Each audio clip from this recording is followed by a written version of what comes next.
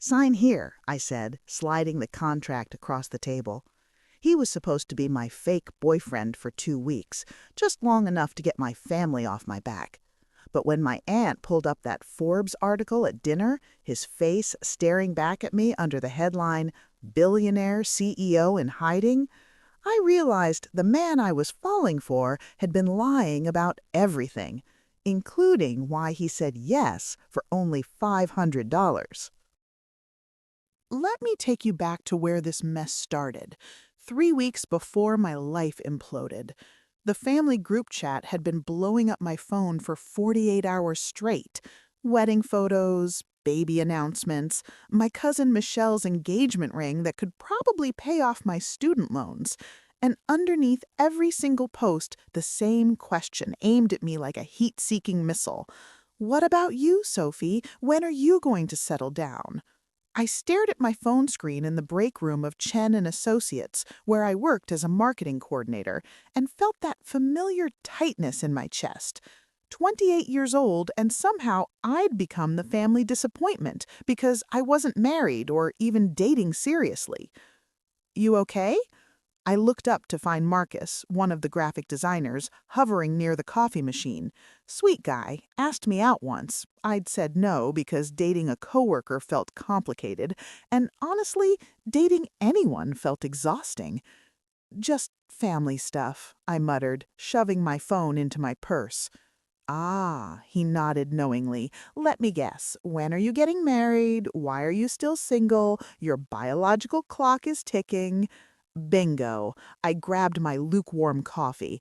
My parents' 30th anniversary party is in 2 weeks, and apparently I'm required to bring a +1 or face an intervention. Marcus laughed, but I wasn't joking. My mother had actually used the word intervention in her last voicemail, as if being single was a disease that required treatment. The thing is, I wasn't opposed to relationships. I'd had boyfriends, 3 serious ones actually, but each time I felt myself shrinking, molding into whoever they needed me to be. The cool girlfriend who loved sports, the ambitious girlfriend who'd relocate for his career, the domestic girlfriend who'd eventually want the house and kids and white picket fence. I was tired of performing. So I'd stayed single for the past year and a half, focusing on work, my tiny studio apartment in Brooklyn, my Friday night pottery class. I was happy, or at least I was content, peaceful. But my family didn't understand peace. They understood milestones, achievements, status updates worth posting. You should just hire someone, Marcus said casually, dumping 3 sugars into his coffee. I blinked. What? You know, those services where you rent a date for events. My sister did it once for her high school reunion. Worked perfectly. He walked away before I could respond, but the idea lodged itself in my brain like a splinter. By the time I got home that night, I'd already Googled it. Hire a date, rent a boyfriend, companion services. The websites ranged from creepy to overpriced to surprisingly legitimate. I closed my laptop, disgusted with myself for even considering it. But then my phone rang. Mom. Sophie, honey, I was thinking maybe we could set you up with Carol's son. He's a dentist, very successful. I saw him at the grocery store and, Mom, I have a boyfriend. The lie came out so smoothly I almost believed it myself. Silence. Then, do you? Since when? Why didn't you tell us? My heart hammered. It's new, really new, but yes, I'm seeing someone. Well, her voice brightened dangerously, bring him to the party. We'd love to meet him. She hung up before I could backtrack. I sat on my worn couch, staring at my phone, and whispered into the empty apartment, what did I just do? The answer came 2 days later when I found myself sitting in a corner cafe in Manhattan, opposite a guy who'd responded to my post on a freelancer website. Need, presentable male for family event, 2 weeks of occasional boyfriend duties, $500, must be convincing. I'd gotten 43 responses. Most were clearly scams or weirdos, but one stood out. I can help. Discreet, professional, no strings attached. Let's talk. His profile had no photo, no reviews, just a username, J. Carter. When he walked into the cafe, I almost believed he was the right person. He looked normal, too normal. Faded jeans, a navy blue Henley, worn sneakers, a baseball cap pulled low. Tall, maybe 6'2", with broad shoulders and this quiet, controlled way of moving. When he sat down across from me, I caught a glimpse of dark eyes that seemed to catalog everything about me in one sweep. Sophie? His voice was low, careful. That's me. I pushed my portfolio across the table. Yes, I'd made a portfolio. Photos of my family, brief bios, key facts he'd need to know. Big family. Enormous and nosy. I pulled out the contract I'd drafted. Here's the deal. My parents' anniversary party is in 2 weeks. Between now and then, you'll need to come to maybe 3 or 4 family dinners, be moderately affectionate in public, and have a believable backstory. What kind of backstory? I don't know. You're a consultant. Something vague enough that my relatives won't ask too many questions. He almost smiled. Almost. And after 2 weeks, we break up quietly, you get your money, we never see each other again. He studied the contract, and I studied him. There was something off about this whole situation. The way he sat, too poised, too composed. The watch on his wrist looked cheap, but he wore it like it was expensive. And why wasn't he asking about the money up front? Why me? He asked suddenly. What? You had other options. Why choose we? I hadn't expected that question. I don't know. Your message seemed, I don't know, professional, not creepy. And you didn't ask my photo before agreeing to meet, which already puts you ahead of 90% of the internet. Something flickered in his expression. Amusement, maybe. What do I call you? What's the J stand for? James, he said after a pause. James Carter. Okay, James Carter, I clicked my pen. Are you in or not? He should have asked more questions about my family, about expectations, about what moderately affectionate meant. But instead, he picked up the pen I'd set down and signed his name in quick, confident strokes. I'm in. Relief flooded through me, followed immediately by anxiety. This was insane. I was hiring a stranger to lie to my family. But when I thought about facing my parents' party alone, about enduring another round of pitying looks and invasive questions, the insanity felt justified. First dinner is tomorrow, I said. My parents want to meet you. Can you do 7 o'clock? I'll be there. We exchanged numbers. He didn't touch the cash I'd brought for a deposit, just stood, adjusted his cap, and walked out of the cafe like he had somewhere important to be. I sat there for another 10 minutes, staring at the signed contract and wondering what I'd just set in motion. What do you think? Am I crazy for doing this? Drop a comment below and let me know if you've ever been desperate enough to hire a fake date. The next evening, I changed outfits 4 times before settling on jeans and a simple black sweater, not trying too hard. Casual, like I had a normal boyfriend and this was a normal dinner. James, I had to remember to call him James, picked me up at 6:45. He was driving a beat-up Honda Civic that looked about 15 years old, and he'd traded the baseball cap for actual effort. Dark slacks, a button-down shirt, hair combed back. He looked good, really good, which was helpful for the ruse and deeply inconvenient for my peace of mind. You ready? He asked when I slid into the passenger seat. No. I buckled my seatbelt. My mother is going to interrogate you like you're applying for the CIA. My dad will be weirdly silent but judging everything. And my younger brother Danny will probably try to find your social media to make sure you're not a serial killer. Sounds fun. I shot him a look. You're getting paid for this. Try to look less amused. I'll try. We drove through Queens in comfortable silence. I'd expected awkwardness, but there was something easy about his presence. He didn't fill the quiet with meaningless chatter, didn't ask invasive questions, just drove, one hand on the wheel, occasionally glancing at the GPS on his phone. So, what do you actually do? For work, I mean, in case someone asks. I work in tech. That's vague. You said vague was good. Fair point. Okay, but what kind of tech? Software, hardware, social media? Software development, enterprise solutions. He said it like he'd practiced, which I suppose he had. And how did we meet? Coffee shop, 3 months ago. You were reading a book I'd read. We started talking. I blinked. You came up with that fast. I had time to think about it. By the time we pulled up to my parents' house in Forest Hills, a modest 2-story with my mom's obsessive garden in full autumn glory, my hands were shaking. James cut the engine and turned to me. Hey. I looked at him. Breathe, he said quietly. It's going to be fine. I don't know my family. Then tell me what I need to know. So I did. In the car, in the driveway, I gave him the crash course.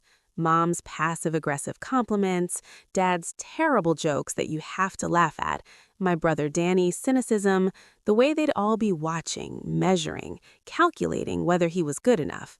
And whatever you do, don't mention money. They'll want to know you can provide, but if you brag, they'll hate you. He nodded slowly. Got it. Okay, I exhaled. Let's do this. He got out first and came around to open my door, a nice touch I hadn't expected. Then as we walked up the path to the front door, he reached for my hand. His hand was warm, calloused slightly, and the gesture felt so natural I almost forgot it was fake. Almost. My mother opened the door before we could knock, her face already arranged in that bright, evaluating smile she reserved for important guests. Sophie, and this must be James. Come in, come in. We stepped into chaos. My dad was arguing with Danny about basketball in the living room. Something was burning in the kitchen. My Aunt Carol had apparently shown up uninvited and was already craning her neck to get a look at us. Everyone, this is James, I announced, my voice higher than normal. James, this is everyone. He handled it perfectly, shook my dad's hand with just the right amount of firmness, complimented my mom's cooking, made a self-deprecating joke when Danny asked what he did, didn't flinch when Aunt Carol asked about his intentions within the first 5 minutes. I watched him navigate my family like he'd been doing it for years, and something in my chest tightened uncomfortably. This was supposed to be simple, transactional. So why did it already feel like something more? Dinner was surprisingly painless. James, I was getting better at thinking of him that way, fielded questions with practiced ease, laughed at my dad's terrible puns, and even helped my mom clear the table without being asked. He was good. Too good. So, James, my dad said over dessert, leaning back in his chair with that deceptively casual posture that meant he was about to go in for the kill. Software development, that's a competitive field. You making decent money? Dad, I warned. What? It's a reasonable question. James didn't even flinch. I do okay, enough to be comfortable. Comfortable. My dad nodded slowly, like he was processing this. And what are your long-term goals, career-wise? Honestly, James glanced at me, and there was something in his eyes I couldn't read. I'm trying to figure out what actually matters. The career stuff, it's not everything. My mother perked up. That's very mature. So many young people today are obsessed with climbing ladders and making money. It's refreshing to hear someone prioritize balance. I nearly choked on my wine. My mother, who'd spent my entire childhood preaching about achievement and success, was praising someone for not being ambitious? Danny caught my eye across the table and smirked. He saw it too. After dinner, Danny cornered me in the kitchen while James was in the bathroom. He's fake, right? My brother said, pulling out his phone. My heart stopped. What? Come on, Sophie. You've been single for over a year. Suddenly, you have a perfect boyfriend right before mom and dad's anniversary, and I can't find him anywhere online. No social media, no LinkedIn, nothing. The guy's a ghost. Maybe he values privacy. Or maybe you hired him. Danny's eyes gleamed with a kind of mischief that used to get us both grounded as kids. How much did you pay? There are services for this, right? You're insane. Am I? He leaned against the counter. Because if you did hire him, I think it's genius. Also hilarious. And I won't tell mom and dad. There's nothing to tell. Sure, he grinned, but just so you know, fake or not, he's good. Even I almost believe it. He walked away before I could defend myself further, leaving me standing in the kitchen with my heart racing. James appeared in the doorway. Everything okay? Fine, I lied. My brother's just being annoying. We left shortly after, my mother hugging James like he was already family and making him promise to come to Sunday brunch. In the car, I slumped against the seat and let out a breath I'd been holding for 2 hours. You were perfect. Seriously, I don't know how you did that. Your family's nice. They're exhausting. They care about you. He pulled onto the highway, the city lights blurring past. That's not a bad thing. I studied his profile in the darkness. You have family? His jaw tightened almost imperceptibly. Not really. Not anymore. The way he said it, flat, final, made me drop it. We drove in silence for a while, and I found myself wanting to fill it with questions. Who was he really? Why had he agreed to this so easily? What did he do when he wasn't pretending to be my boyfriend? But asking felt like breaking the rules of our arrangement. Sunday brunch, I said instead. You really don't have to come. I can make an excuse. I'll be there. James, it's not in the contract. I'm not paying you extra for... I'll be there, he repeated, quieter this time. Something in his voice made my stomach flip. Sunday brunch was at my parents' house again, but this time with the extended family. Cousins, aunts, uncles, my grandmother who could barely hear but had opinions about everything anyway. The house was packed, chaotic, overwhelming. James showed up with flowers from my mom and somehow remembered my grandmother's name from the stories I told him in the car. You didn't have to do that, I whispered as my mom gushed over the bouquet. I wanted to. That was the problem. He kept doing things he didn't have to do, touching my back gently when we navigated through crowded rooms, laughing at my jokes like they were actually funny, looking at me like I was someone worth looking at. It was making this whole thing confusing. We were standing in the backyard. I'd escaped outside for air when Michelle cornered us. My cousin, the newly engaged one with the massive ring and the perfect lives documented across 3 social media platforms. Selfie! She hugged me with that aggressive enthusiasm that always felt performative. And this must be James. I've heard so much about you. All good things, I hope, James said smoothly. Oh, Sophie's been very mysterious about you. Michelle's eyes scanned him, cataloging, judging. So what do you do? Software development. Oh, fun. My fiancé is in finance. He works for Goldman Sachs. Do you know it? I've heard of it. The subtle dig. Michelle's smile sharpened. And you two met at a coffee shop? How quaint. I felt James' hand find mine, his fingers threading through mine with casual possessiveness that sent heat up my arm. Sometimes the simple moments are the best ones, he said, looking at me instead of Michelle.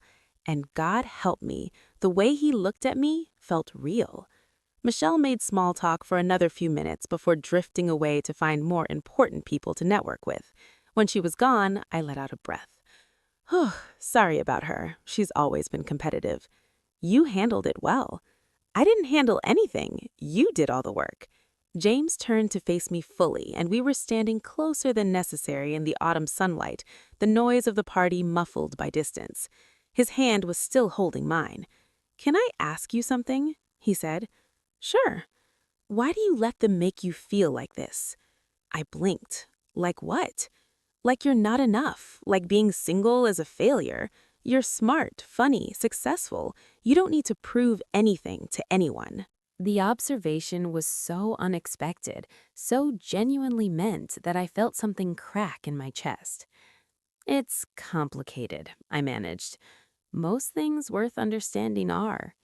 We stood there, and I realized I was still holding his hand, and he wasn't letting go, and this was supposed to be fake, but it felt dangerously real. James, Sophie, my mom's voice cut through the moment. Come inside, we're doing toasts. The spell broke. James released my hand, and we headed back inside, but something had shifted. The air between us felt charged, uncertain. The toasts were predictably emotional. My dad talked about 30 years of marriage. My mom cried. People applauded. And then my Uncle Rick, 3 drinks in and way too loud, decided to go rogue. And here's to Sophie finally finding someone. He raised his glass toward us. We were getting worried, sweetheart, but this James fellow seems like a keeper. When's the wedding? The room erupted in laughter and cheers. I felt my face burning. Uncle Rick, we've only been dating 3 months. That's long enough to know, he winked obnoxiously.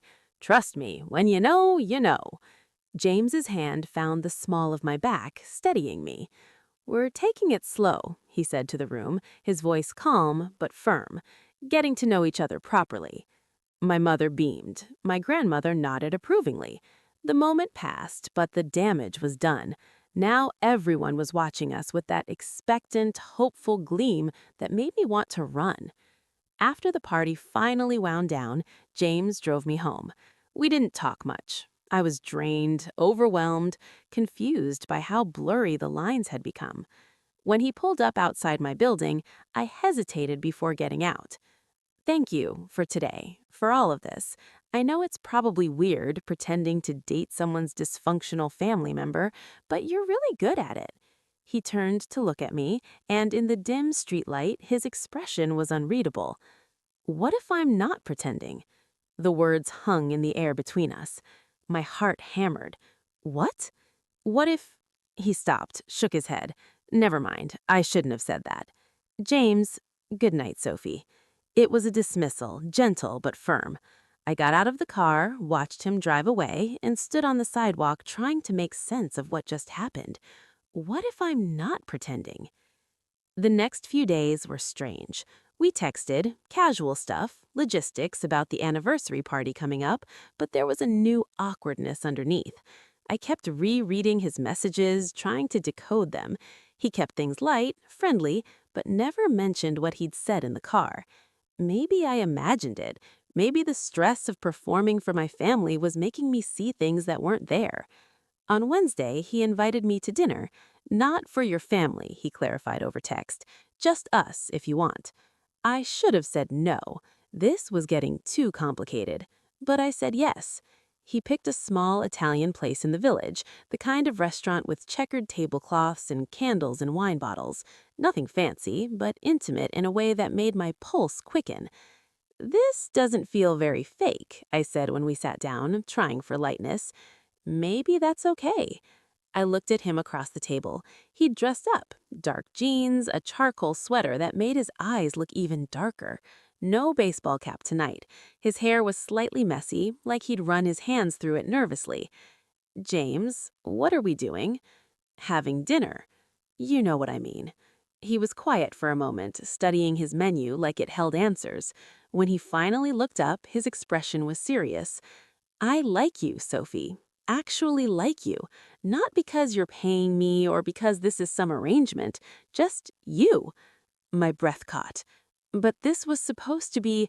I know what it was supposed to be, but somewhere between your dad's terrible jokes and watching you stand up to your cousin and listening to you talk about your pottery class, it became something else, at least for me.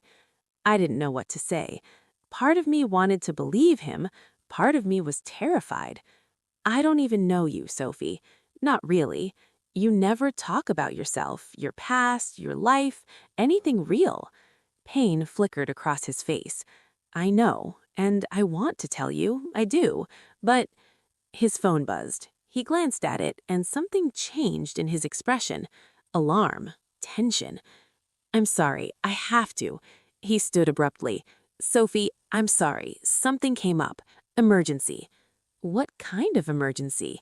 but he was already throwing cash on the table, more than enough to cover both our meals, and heading for the door. I sat there, stunned, watching him drive away, and stood on the sidewalk trying to make sense of what just happened. What if I'm not pretending? The next few days were strange. We texted, casual stuff, logistics about the anniversary party coming up, but there was a new awkwardness underneath. I kept rereading his messages, trying to decode them. He kept things light, friendly, but never mentioned what he'd said in the car. Maybe I imagined it. Maybe the stress of performing for my family was making me see things that weren't there. On Wednesday, he invited me to dinner. Not for your family, he clarified over text. Just us, if you want. I should have said no. This was getting too complicated. But I said yes. He picked a small Italian place in the village, the kind of restaurant with checkered tablecloths and candles and wine bottles. Nothing fancy, but intimate in a way that made my pulse quicken. This doesn't feel very fake, I said when we sat down, trying for lightness. Maybe that's okay. I looked at him across the table. He'd dressed up, dark jeans, a charcoal sweater that made his eyes look even darker. No baseball cap tonight. His hair was slightly messy, like he'd run his hands through it nervously. James, what are we doing? Having dinner. You know what I mean. He was quiet for a moment, studying his menu like it held answers. When he finally looked up, his expression was serious. I like you, Sophie. Actually like you. Not because you're paying me or because this is some arrangement. Just you. My breath caught. But this was supposed to be... I know what it was supposed to be, but somewhere between your dad's terrible jokes and watching you stand up to your cousin and listening to you talk about your pottery class, it became something else, at least for me. I didn't know what to say. Part of me wanted to believe him. Part of me was terrified. I don't even know you, Sophie. Not really. You never talk about yourself, your past, your life, anything real. Pain flickered across his face. I know, and I want to tell you, I do, but... His phone buzzed. He glanced at it, and something changed in his expression. Alarm. Tension. I'm sorry, I have to. He stood abruptly. Sophie, I'm sorry, something came up. Emergency. What kind of emergency? But he was already throwing cash on the table, more than enough to cover both our meals, and heading for the door.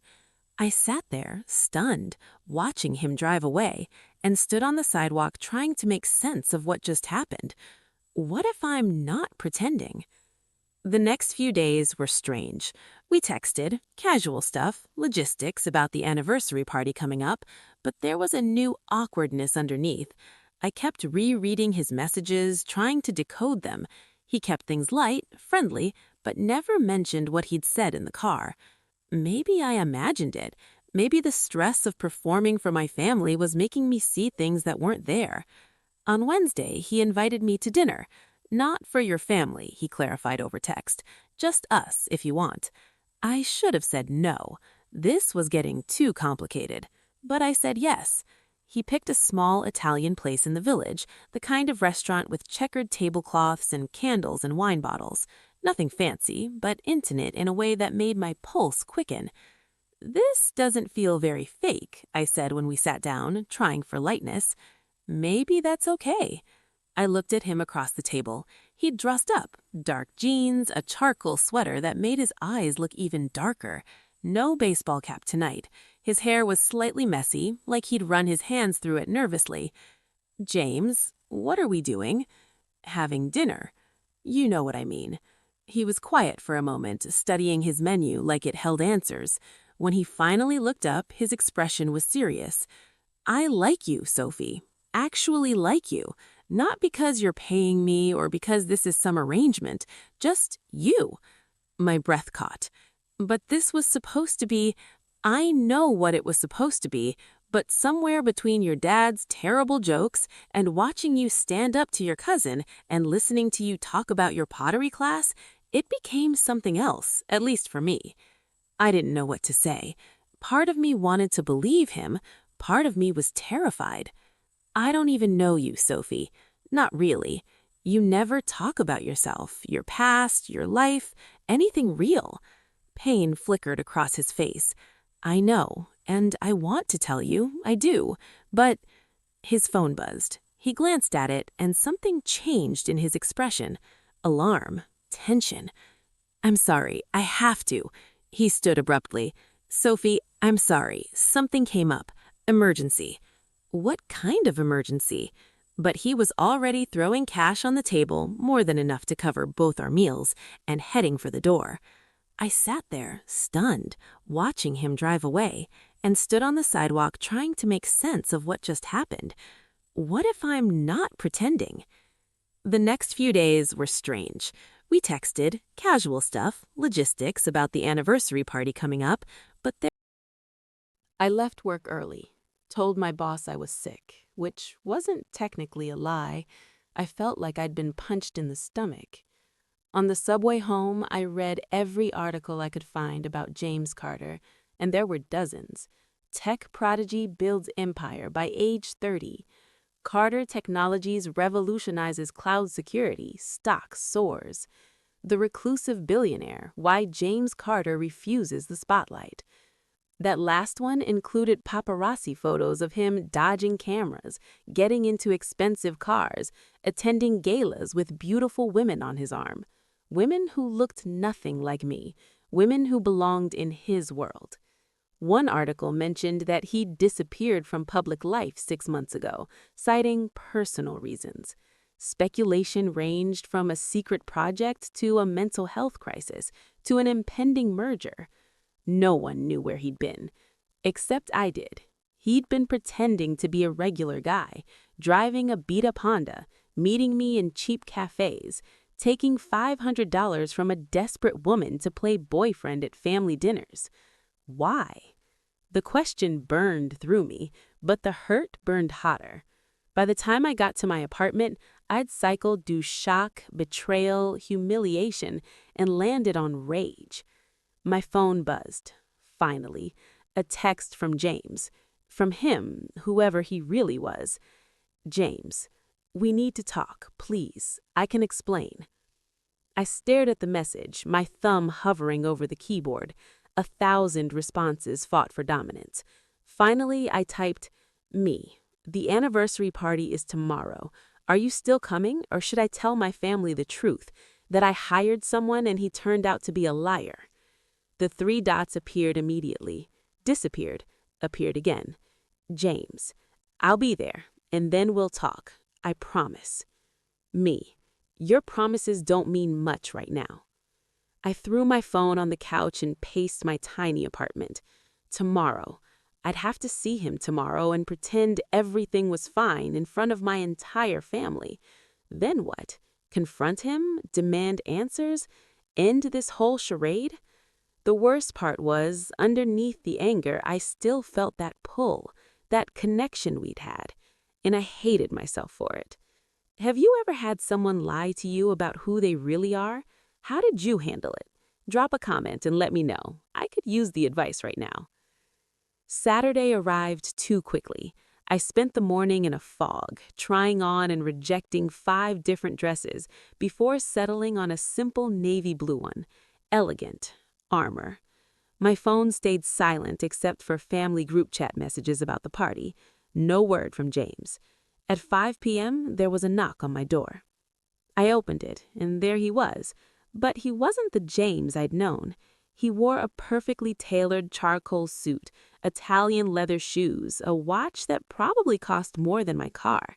His hair was styled differently, pushed back, sophisticated. He looked like he'd stepped out of one of those Forbes photos. He looked like a stranger. Sophie. His voice was the same, at least. Low, careful. You're early. I kept my tone neutral. The party doesn't start for 2 hours. You know, I wanted to talk first, before... No. I grabbed my purse. We're not doing this now. You want to play boyfriend for my family one last time? Fine, but we do it my way. We smile, we pretend, and then we're done. After tonight, I never want to see you again. Pain flashed across his face, but I steeled myself against it. He didn't get to look hurt, not after what he'd done. "Okay," he said quietly, "whatever you want." The drive to my parents' house was suffocating. He tried twice to start a conversation. I shut him down both times. By the time we pulled up, my jaw ached from clenching it. The party was already in full swing. My parents had rented a small event space, decorated it with flowers and string lights.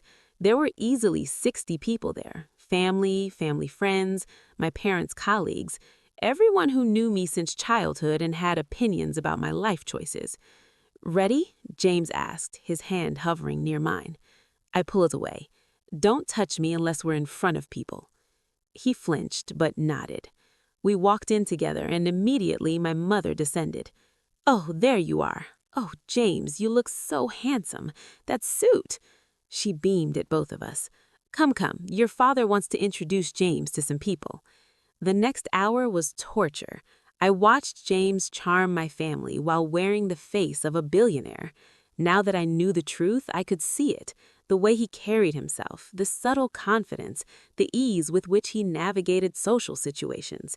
He wasn't pretending to be comfortable. He was comfortable. This was his world, and I'd been so blind. "You two are glowing," Aunt Carl said, cornering us near the bar. "Young love, there's nothing like it." I forced a smile. "We're very happy." "I can tell." She squeezed my arm. "Your mother was worried about you, you know. Thought you were becoming one of those career women who'd never settle down. But look at you now, and with such a catch." If only she knew what kind of catch, I thought bitterly. When Aunt Carl finally left, I grabbed a glass of wine and downed half of it. "Sophie," James's voice was low, urgent. "Please, can we just... not here." "Then where? When? You won't talk to me, won't let me explain." "Explain what, James?" I kept my voice down, conscious of the crowd around us. "That you're a billionaire who thought it would be fun to slum it with regular people? That you lied about everything? That this was all some kind of game?" "It wasn't a game." "Then what was it, James? Or is that even your real name?" "It is my real name." His jaw tightened. "And I never lied about how I felt." "You lied about everything. You let me pay you $500. You drove a car that probably cost less than your shoes. You pretended to be someone you aren't." "Because everyone always wants something from me." The words came out sharp, frustrated. "Money, connections, opportunities. No one sees me, Sophie. They see my net worth. They see what I can do for them." "So you decided to manipulate someone instead?" "I didn't." He ran a hand through his hair, destroying its careful styling. "That's not what happened." "Then tell me what happened. Why did you respond to my ad? Why agree to this?" He opened his mouth, but before he could answer, the lights dimmed. My dad was at the microphone, calling for attention. "If everyone could gather around," my father's voice boomed, "we want to say a few words." James and I moved with the crowd, standing on opposite sides of the same space. My mother joined my father at the front, both of them glowing with happiness. 30 years. They'd made it work for 30 years. "We want to thank everyone for being here tonight," my mom said. "Family has always been the most important thing to us. Watching our children grow, seeing Sophie finally find love." My stomach dropped. "It reminds us what this is all about. Sophie, James, could you come up here?" No. But everyone was looking at us, smiling, waiting. James caught my eye across the room, and I saw my own panic mirrored there. We had no choice. We made our way to the front, and my dad put his arms around both of us. "We couldn't be happier," he said into the microphone, "and we have a little surprise for you too." My mom pulled out an envelope. "We know you've only been together a few months, but when it's right, it's right. So we'd like to give you this, a long weekend at a bed and breakfast upstate, our treat, so you can spend some quality time together." The room erupted in applause and cheers. Michelle was recording on her phone. My grandmother was crying. I felt like I was drowning. "Thank you," James said smoothly, his public persona snapping into place. "That's incredibly generous." "We can't accept this," I added quickly. Nonsense. My mother hugged us both. You deserve it. Young love should be celebrated. There was no way out, not without causing a scene, without revealing everything, without breaking my parents' hearts on their anniversary. So I smiled, hugged my mother back, let James's arms settle around my waist for the photo my uncle insisted on taking, and inside, I screamed. After the speeches, I escaped to the bathroom, locked myself in a stall, and tried to breathe. This had spiraled so far beyond my control. My family thought we were serious. They'd given us a romantic getaway, and I was standing here with a man who'd lied about his entire identity, a man I'd been stupid enough to fall for. Someone entered the bathroom, heels clicking on tile. Sophie, you in here? Michelle. I stayed quiet, hoping she'd leave. I know you're in here. I saw you come in. Reluctantly, I unlocked the stall. Michelle stood by the sinks, reapplying her lipstick with the precision of someone who'd done it 1,000 times. You okay? She asked, meeting my eyes in the mirror. Fine. You don't look fine. You look like you're about to bolt. I crossed my arms. What do you want, Michelle? She capped her lipstick, turned to face me. Look, I know we're not close, and I know I can be a lot, but I'm not blind, Sophie. Something's off with you and James. My heart raced. I don't know what you're talking about. Please, I've been fake dating since high school. I know what it looks like. She leaned against the sink. The question is, why? Are you trying to make someone jealous? Prove something to the family? I could have denied it, should have denied it, but I was so tired of lying. It started as something simple, just get everyone off my back, but then it got complicated. Michelle's perfectly shaped eyebrows raised. Complicated how? I think I actually fell for him, and then I found out he's been lying about everything. What kind of lying? I hesitated, but what did it matter now? He's not who he says he is. He's successful, really successful, and he didn't tell me. Michelle was quiet for a moment, processing. Then, so he downplayed himself? That's what you're upset about? He lied. Or maybe he wanted someone to like him for who he is, not what he has. She checked her reflection again. Rich guys have that problem, you know. Everyone wants something from them. Can't trust anyone. You're defending him? I'm saying maybe it's not as black and white as you think. She moved toward the door, then paused. For what it's worth, the way he looks at you, that's not fake. Whatever else is going on, that part's real. She left me alone with my reflection and her words echoing in my head. After the speeches, I found James outside, standing in the venue's small garden area. He'd loosened his tie, and in the moonlight, he looked tired, vulnerable. My cousin thinks I'm being dramatic. I announced my presence. He turned. Are you? I don't know anymore. I kept my distance, wrapping my arms around me against the October chill. I feel like I don't know anything anymore. Ask me, he said quietly. Ask me anything. I'll tell you the truth, all of it. I took a breath. Why did you respond to my ad? Why agree to this? Because I was tired of being James Carter CEO. I wanted to be just James. And your ad said you needed someone presentable but not flashy, someone who could blend in. It sounded perfect. Perfect for what? For disappearing, for being normal. He shoved his hands in his pockets. I've been in the spotlight since I was 23, built my company from nothing, watched it explode, became someone I didn't recognize. 6 months ago, I walked away from it all, told my board I needed time, rented a normal apartment, bought a cheap car, tried to figure out who I was without the money and the power. And the dating? There hasn't been any. Not real dating. Just obligations, events, women who wanted access. His voice roughened. I stopped trusting people, stopped believing anyone could see past the net worth. So you lied to me instead. I didn't lie about what mattered. How I felt, who I am inside, that was all real. The only thing I hid was the money. And at first, it was just about privacy. But then I got to know you, and I was terrified that if you knew the truth, you'd see me differently. You'd want something from me. Or worse, you'd think I was too different, too far above you, and pull away. That's not fair, I whispered. You didn't give me the chance to make that choice. I know, and I'm sorry. Sophie, I am so incredibly sorry. The sincerity in his voice cracked something in my chest, but I held firm. When were you going to tell me? That night at dinner, when I said I wanted to tell you everything, but then I got a call from my board. Emergency meeting, a hostile takeover attempt. I had to fly back, deal with it, be CEO James again, and I realized I couldn't keep living in both worlds. So which world are you choosing? He looked at me, and the raw emotion in his eyes made my breath catch. The one with you in it, if you'll have me. My phone buzzed. I glanced at it automatically. A text from Danny. Danny, so I Googled your boyfriend. Holy shit. Call me immediately. Perfect timing. My brother knows, I said flatly. Probably my whole family will know by tomorrow. Then let them know, James stepped closer. I don't care if they know who I am. I care about you, about us, about whether this thing between us is real enough to survive the truth.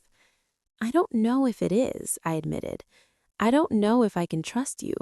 Then let me earn it back. His hand reached for mine, hesitant, and this time I didn't pull away. Come with me to that bed and breakfast your parents booked. Give me 1 weekend to show you who I really am.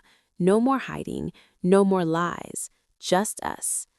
And if it doesn't work, then I'll walk away. You'll never have to see me again. I'll even pay you back the $500. Despite everything, I almost smiled. I never actually paid you. I know, I was never going to cash the check. We stood there in the garden, his hand warm around mine, the party continuing inside without us. I should have said no, should have protected myself, but Michelle's words echoed. The way he looks at you, that's not fake. And maybe she was right. Maybe some things were worth the risk. 1 weekend, I said finally, but you tell me everything, your whole story, no more secrets. Relief flooded his face. Everything, I promise. And James, yeah? If you lie to me again, I don't care how many billions you have, I will destroy you. This time he did smile. Small, genuine, achingly vulnerable. Deal. We walked back into the party together, and I realized that nothing was resolved, really. We still had so much to work through. The lies, the trust, the massive gulf between our worlds. But for the first time since I'd seen that Forbes article, I felt like maybe, just maybe, we could find our way through it, if we were both brave enough to try. The bed and breakfast was 2 hours north of the city, nestled in the Catskills, with views of mountains that blazed with autumn colors. My parents had chosen well. It was the kind of place that promised romance, with its wraparound porch, cozy rooms, and a fireplace in every suite. James picked me up Sunday morning in a different car, not the beat-up Honda, but not some flashy sports car either, a simple, elegant Tesla, a compromise between his two worlds. "I'm trying," he said when he saw me notice. We drove in silence for the first 30 minutes, the city giving way to suburbs, then hills, then forest. I watched the trees blur past and tried to quiet the war in my head, the part that wanted to trust him and the part that screamed I was being an idiot. "Talk to me," James said finally. "Please, the silence is killing me." "I don't know what to say." "Then let me start." He glanced at me, then back at the road. "My full name is James Alexander Carter. I'm 32. I grew up in Ohio. Not wealthy, not poor, solidly middle class. My dad was an engineer. My mom taught high school math." I noticed the past tense. "They're gone?" "Car accident, 10 years ago." His hands tightened on the wheel. "I was 22, just out of college. I'd started working on what would become Carter Technologies in my dorm room. They died 2 weeks before my first major investor meeting." "James, I'm so sorry." I threw myself into work, built the company because I didn't know what else to do with the grief. By the time I was 25, I was worth $50 million. By 30, over $1 billion. He said it matter-of-factly, like he was reciting someone else's biography. And somewhere along the way, I stopped being me. I became this thing everyone wanted a piece of. I let him talk, watching his profile as he drove. I dated, he continued, women who seemed perfect on paper, smart, successful, beautiful, but every relationship felt like a transaction. They wanted the lifestyle, the status, the Instagram photos. When I tried to have real conversations, to be vulnerable, they'd look at me like I was breaking character. That sounds lonely. It was. So 6 months ago, after another failed relationship with someone who sold our private conversations to a tabloid, I snapped. Told my board I was taking a sabbatical, walked away from everything. And became regular James? I rented a studio in Brooklyn, bought secondhand clothes, took the subway, went to normal coffee shops and ate at diners where nobody knew who I was. For the first time, his voice lightened. It was the freest I'd felt in years. Until you hired me. Until you hired me, he agreed, and I thought, why not? It was temporary, low stakes. I could be helpful and stay anonymous. But he pulled off the highway, following signs for the bed and breakfast. A beautiful old Victorian painted cream and sage green. The owner, a cheerful woman in her 60s named Dorothy, greeted us warmly and showed us to our suite. It was beautiful. King bed with a handmade quilt, clawfoot tub, windows overlooking the mountains. Aggressively romantic. When Dorothy left, James and I stood awkwardly on opposite sides of the room. "I can sleep on the couch," he offered, gesturing to the small sofa by the window. "It's fine, the bed's big enough." I set my bag down. "We're adults." "Sophie." He moved closer, not touching, just close enough that I could see the exhaustion in his eyes. "I meant what I said. No more secrets, so ask me anything, everything." I turned to face him fully. "Okay, why didn't you tell me during that dinner? When you said you wanted to explain everything, why didn't you just say it?" "Because I'm a coward," he said simply. "I knew once I told you, everything would change, and I wanted one more perfect moment before it all fell apart." "What about when you left? You could have texted, called." "The hostile takeover attempt was real. I spent 48 hours in emergency meetings, barely slept, trying to save my company. But you're right, I could have sent a message. The truth is, I was also stalling, trying to figure out how to tell you without losing you." "You almost lost me anyway." "I know." He ran his hair through his hair, that gesture I'd come to recognize as his tell when he was stressed. "What else?" "The women in those photos, the galas, were you in love with any of them?" "No, most of those were business, investors' daughters, networking opportunities.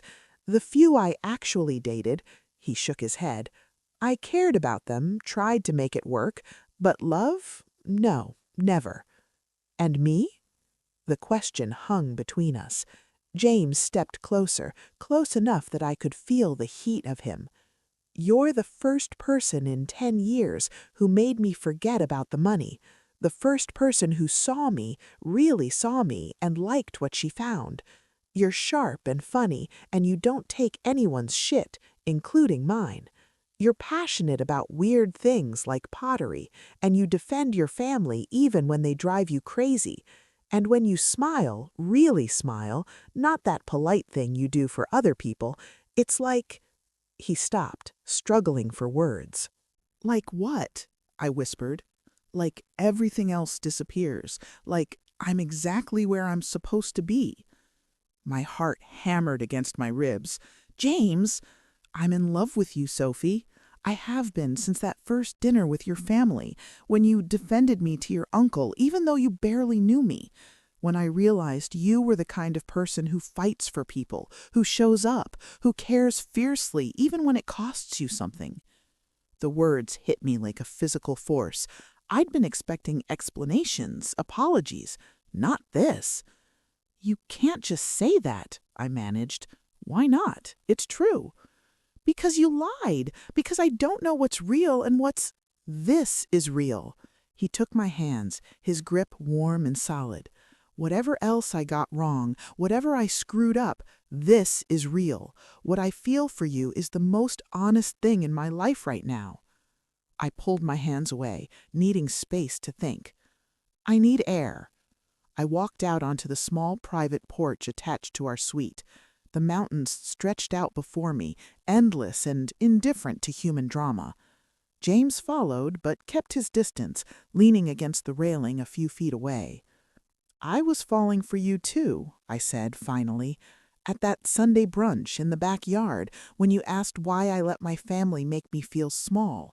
I realized you actually saw me, not the disappointing single daughter or the career woman who'd never settled down, just me. I did see you. I do. But then everything I thought I knew was a lie. The struggling software developer, the guy who needed $500, the person I thought I was connecting with on equal footing, none of it was real. The connection was real, he insisted. The money doesn't change who I am inside. Doesn't it? I turned to face him. You live in a different world, James. Private jets and board meetings and security details. How am I supposed to fit into that? How are we supposed to build something real when everything about your life is so far removed from mine? We figure it out, together. That's easy for you to say. You're not the one who'd have to adjust your entire life. You think my life won't change? His voice rose, frustrated. You think falling for you hasn't already turned everything upside down? I walked away from my company for 6 months because I couldn't breathe in that world anymore. And now I'm standing here, terrified, because you're the first thing in a decade that matters more than the business, more than the money, more than any of it. The raw honesty in his voice cracked something open inside me. I'm scared, I admitted, scared that I'm not enough, that eventually you'll realize I don't belong in your world and you'll resent me for it. Or worse, you'll try to change me to fit. James closed the distance between us, and this time I didn't move away. I don't want you to fit my world, he said quietly. I want to build a new one, with you, one where we get to decide what matters. That sounds impossible. Most good things do. He reached up, tucking a strand of hair behind my ear with heartbreaking gentleness. I'm not asking you to have all the answers right now. I'm just asking you to try, to give us a real chance. I looked up at him, at this man who was somehow both a stranger and the person who'd seen straight through to my core. The James I'd fallen for was still there, underneath the suits and the billions. I could see him in the vulnerability in his eyes, the slight tremor in his hand where it rested against my cheek. I don't know if I can trust you again, I whispered. Then let me earn it, every day, for as long as it takes. And if it doesn't work, if the difference between our worlds is too much, then at least we tried. At least we gave this thing between us a real shot, instead of walking away because we were too scared. He was right. I'd spent so much of my life playing it safe, avoiding risk, keeping people at arm's length so they couldn't hurt me. And where had it gotten me? Alone, lonely, hiring fake boyfriends to avoid my family's judgment. Maybe it was time to be brave. Okay, I breathed. Okay? Okay, we try. But I have conditions. A smile tugged at his lips. Name them. No more lies, ever. Not even little ones, not omissions or half-truths. Full transparency. Done. We take it slow. I'm not moving into some penthouse or getting swept up in your lifestyle. We date like normal people. Whatever you need. And if your world becomes too much, the media, the pressure, the expectations, I get to walk away. No guilt, no drama. His smile faded. That one scares me, But okay, if that's what you need. I took a breath. And you have to tell my family the truth, soon. I'm not building something with you on a foundation of lies to the people I love. He nodded seriously. We'll tell them together, this week if you want. One more thing. Anything. I stepped closer until barely an inch separated us. Kiss me right now and make it real. Make it so I know for sure that this isn't some elaborate game or fantasy. Make it feel like the truth. For a moment, he just looked at me, his dark eyes searching mine. Then his hand cupped my face with devastating tenderness, and he lowered his mouth to mine. The kiss was soft at first, questioning, giving me room to pull away. But I didn't want soft. I didn't want careful. I threaded my hair through his and kissed him back with all the confusion and anger and desperate hope churning inside me. He made a sound low in his throat and pulled me closer, his other hand sliding to my waist. The kiss deepened, became something raw and honest and completely real. This wasn't the polite kiss of a fake boyfriend. This was James, real James, showing me without words what he'd been too scared to say before.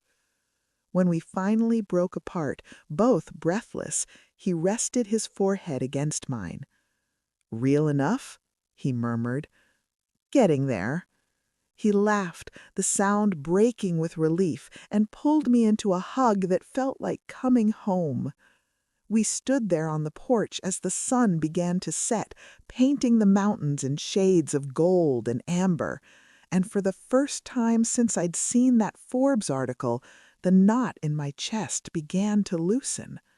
This wasn't going to be easy. We had so much to figure out: how to blend our worlds, how to rebuild trust, how to navigate the reality of his public life. My family would have questions. His company would have demands. The media probably would have a field day. But maybe Michelle had been right. Maybe it wasn't as black and white as I'd thought. Maybe love was worth the risk. "Hey," James said softly, "what are you thinking?" I pulled back to look at him, this complicated, infuriating, wonderful man who'd turned my life upside down. "I'm thinking we should go inside before I freeze to death, and then you're going to tell me every embarrassing story from your childhood, every failed business idea, every time you've screwed up. I want to know all of it." "That's going to take all night. Good thing we have all weekend." His smile, genuine, unguarded, achingly hopeful, was worth every moment of confusion and hurt that had brought us here. "Sophie Chen," he said, taking my hand and leading me back inside, "I think this might be the beginning of something extraordinary. Or a complete disaster. Why not both?" And despite everything, I laughed. Because he was probably right. The weekend passed in a blur of honesty. James told me everything: his awkward teenage years, his first failed startup, the panic attack he'd had before his first major presentation. I told him about my fear of not being enough, my habit of shrinking myself to fit other people's expectations, why I'd really stayed single for so long. By Sunday evening, driving back to the city, something had shifted. The air between us felt lighter, real. "So," I said as we hit traffic on the highway, "when do we tell my family?" "Whenever you're ready." "Tomorrow. Let's just rip the Band-Aid off." He glanced at me, surprised. "You sure?" "No, but it needs to happen." Monday night, we gathered everyone at my parents' house. My hands shook as James and I stood in the living room facing my confused family. "We need to tell you something," I started. "James isn't exactly who we said he was." My mother's face paled. Oh, God, are you married? Criminal? No, Mom, I looked at James, who squeezed my hand. He's James Carter, the James Carter, of Carter Technologies. Silence. Then Danny pulled out his phone, Googled, and started laughing. I knew it! I knew something was weird. Wait, my father stood up. You're a billionaire? And you're dating our daughter? I am, James said calmly. I know I should have been honest from the start. Sophie hired me for the anniversary party because she felt pressured to have a boyfriend. But somewhere along the way, we fell in love. The real kind. And I'm sorry for deceiving you, but nothing about my feelings for your daughter was ever fake. My mother looked between us, processing. Then, you hired him? I was desperate, I protested. And he stayed because he wanted to, my father said slowly, a smile tugging at his lips. Exactly, James confirmed. Michelle, recording everything on her phone, looked delighted. This is the best family drama we've had in years. After the initial shock wore off, my parents surprised me. They weren't angry, they were amused, touched even that someone with James's resources had chosen simplicity, chosen me. Just promise us one thing, my mother said, hugging us both. No more lies. Never again, we said in unison. 3 months later, I stood in James's actual apartment, a beautiful but surprisingly understated penthouse, watching the snow fall over Manhattan. You're sure about this? He asked, wrapping his arms around me from behind. About moving in? Terrified, but yes. We'd taken it slow, like I'd demanded. Normal dates, meeting each other's friends. He'd even come to my pottery class and made the world's ugliest mug. I'd attended one board meeting and nearly fallen asleep, but I'd been there. We were figuring it out, the balance between his world and mine, building something new. Hey, he murmured against my hair, I love you. I love you too, billionaire boyfriend. Just boyfriend, the rest is details. I turned in his arms, kissing him as the city sparkled below us. He was right. The money, the company, the public scrutiny, those were just details. What mattered was this. We chose each other, every day, despite the complications and the differences and the moments of doubt. We chose real over easy, and that was worth everything. So that's my story, how I hired a boyfriend to escape family pressure and found something real instead. Have you ever taken a risk on love that scared you? Drop a comment and tell me your story. Sometimes the best things in life are the ones that terrify us most.